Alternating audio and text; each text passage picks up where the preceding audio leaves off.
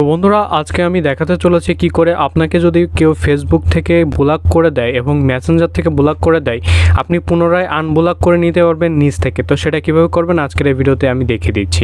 ভিডিওটি শুরু করার পূর্বে আপনি যদি আমাদের চ্যানেলে নতুন হয়ে থাকেন অবশ্যই চ্যানেলটি সাবস্ক্রাইব করবেন।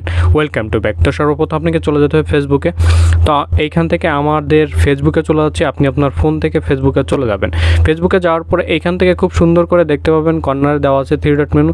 তো 3 ডট মেনুর উপরে ক্লিক করবেন, ঠিক আছে। তো আমরা 3 ডট মেনুর উপরে ক্লিক করে দিচ্ছি। দেওয়ার পর এইখান থেকে দেখতে পাচ্ছেন হেল্প সাপোর্ট, ঠিক আছে।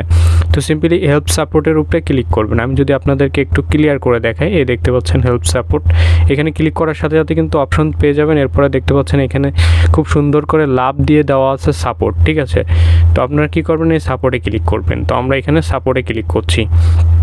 সাপোর্টে ক্লিক করার পরে একটু লোড নেবে, নেওয়ার পরে এখান থেকে আপনি লিখবেন সিম্পলি ব্লক টু আনব্লক। লেখার পর এরপরে কী করবেন, আপনারা সিম্পলি সার্চ দিয়ে দেবেন, ঠিক আছে। তো আমরা এখান থেকে সার্চ দিয়ে দিচ্ছি।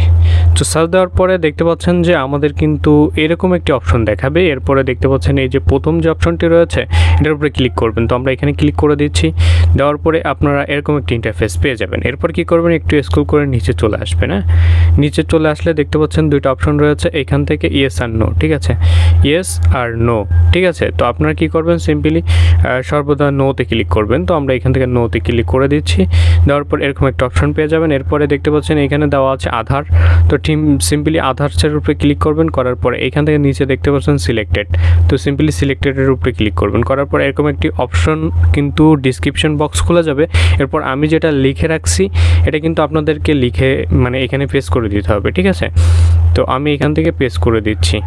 তো পেস্ট করে দেওয়ার পরে আপনারা এখান থেকে কী করবেন, সিম্পলি দেখতে পাচ্ছেন এখানে ইউজার নেম, ঠিক আছে। যার আইডি আপনাকে ব্লক করে দিয়েছে তার নামটি এখানে দেবেন। এবার লাস্ট কিন্তু আপনার নেমটি দেবেন, ঠিক আছে, আপনার ফেসবুকের যে নেমটি রয়েছে। তো আমি দিয়ে দিচ্ছি এখান থেকে, যে আমাকে ব্লক দিয়েছে তার নামটি কিন্তু দিয়ে দিয়েছি। এরপরে দিয়ে দিচ্ছে আমার নামটি।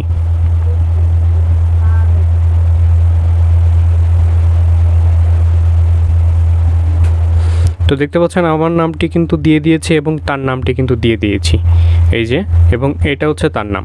তো কী করবেন, এখান থেকে সিম্পলি আপনি সাবমিটের উপরে ক্লিক করবেন। হ্যাঁ, নিচে দেখতে পাচ্ছেন সাবমিট। তো সাবমিটের উপরে ক্লিক করে দেবেন। তো আমরা ক্লিক করে দিয়েছি। দেওয়ার পর এখান থেকে দেখতে পাচ্ছেন দেখাচ্ছে থ্যাঙ্কস।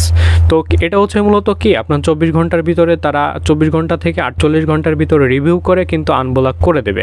তো এই ছিল দেখানোর ভিডিওটি। ভালো লাগলে আপনাদের বন্ধুদের সাথে শেয়ার করতে ভুলবেন না।